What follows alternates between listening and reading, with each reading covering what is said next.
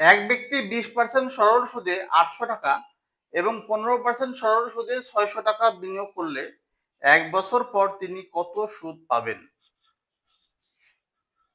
একজন ব্যক্তি দুই ক্ষেত্রে টাকা বিনিয়োগ করছে।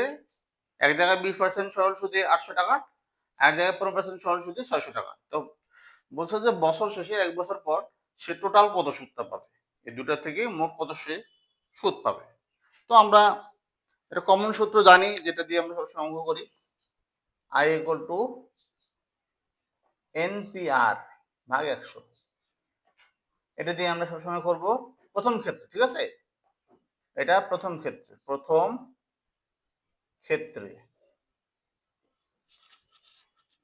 তাহলে কত আসতেছে? এন মানে কত? আই মানে কিন্তু কি, এই যে সুদটা, আই মানে সুদ বা মুনাফা, এন মানে সময়, কত বছর, সময় কত, 1 বছর বলছে, 1 গুণন প্রিন্সিপাল কত, প্রথম ক্ষেত্রে মূলধন কত, 800 টাকা, তাই না, গুণন রেট সুদের হার কত, 20, তাই না? আচ্ছা, নিচে কত, 100। এই শূন্য কাটা, আবার এই শূন্য কাটা, তাহলে কত আসতেছে? আর 2 × 16, 16 কে 8 শূন্য, আর 2 × 16, 160, 8 × 20 160, 160 কে 160। প্রথম ক্ষেত্রে সে 160 টাকা সুদ পেল, ঠিক আছে, এত টাকা। দ্বিতীয় ক্ষেত্রে আই ইকুয়াল টু আবার একই সূত্র, NPR ভাগ 100। তাহলে দ্বিতীয় ক্ষেত্রে এন কত, সময় 1 বছর, এখানে 1 বছর সময়, প্রিন্সিপাল কত, মূলধন কত, 600, তাই না? আর কত, রেট সুদের হার কত, 15, নিচে কত, 100।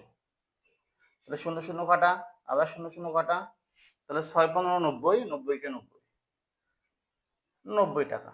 তাহলে প্রথম ক্ষেত্রে আমরা সুদ দেখলাম হচ্ছে, পাইলাম 160 টাকা, দ্বিতীয় ক্ষেত্রে কত, 90 টাকা। তাহলে ওরা টোটালটা চাইছে, অতএব মোট মুনাফা কত হচ্ছে, 160 যোগ 90, 0 0 0 915 হাতে 1 250, 250 টাকা। তো অঙ্কটা আমরা মুখে করতে পারি। দেখুন জিনিসটা খেয়াল করুন, আমরা বলছি 20% সরল সুদ মানে কি, 100 টাকার 1 বছরের সুদ 20 টাকা, তাই না? 20% মানে 100 টাকার 1 বছরের সুদ 20 টাকা। তো আমরা মুখে যখন হিসাব করব, তখন আমরা পার্সেন্ট যতই ওরা চাক, আমরা 10% ধরে অঙ্কটা করবো। মুখে যখন করবো 10%। 10% মানে 800 টাকার 10% মানে কি, সবসময় মনে রাখবেন, যখন আমি 10% বের করতে যাবো, যেই মূলধনটা হবে, এই মূলধনের শেষে যে শূন্য থাকবে, শেষে শূন্যটা বাদ দিব। তাহলে 10%, তাহলে 10% সুদ মানে 80 টাকা। 800 টাকার 10% সুদ মানে কি, 80 টাকা, তাই না? আর তাহলে 20% মানে কত, 10 ডাবল, 80 ডাবল, 80 দুগুণ 160, তাই না? 160 টাকা।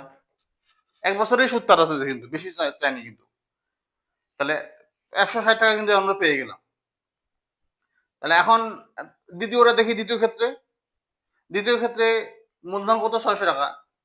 আমরা কি বলছি, যে মূলধন যেটা হবে, আমরা সবসময় 10% আগে বের করে নিব, মুখে যখন হিসাব করবো 10% বের করে নিব। তো 600 টাকা 10% সুদ হলে কত হয়, আমি বলছি সর্বশেষ শূন্যটা বাদ দিয়ে দিব, ঠিক আছে না? সর্বশেষ শূন্য, 10% মানে কি, যত টাকা বের করতে বলবে, 600 টাকা হোক, 700 টাকা, 800 হোক, যেটাই হোক না কোনো, 15,000 হোক, তাহলে সর্বশেষ শূন্যটা বাদ দেবে। সর্বশেষ শূন্য বাদ গেলে 60 টাকা থাকে, 60 টাকা। আচ্ছা, 60 টাকা যদি হয়, তাহলে এটা হচ্ছে 10% সুদ, তাই না? 60 টাকা। আর 15, ওরা কিন্তু চাইছে 15%। তাহলে 60-এর আরো 60-এর অর্ধেক বাড়বে, আরো 30, 60-এর অর্ধেক কত, 30, 15% যেহেতু বলছে, তাহলে 30 টাকা হলে আরো 30 যোগ করলে 90 টাকা হয়, 90 টাকা। দেখুন, এই যে প্রথম ক্ষেত্রে আমাদের 160 আসছে, আর দ্বিতীয় ক্ষেত্রে আমাদের 90 আসছে। দেখছেন, 160 আর 90 যোগ করলে 250। এই যে মুখে হয়ে গেল। আশা করি বুঝতে পেরেছেন।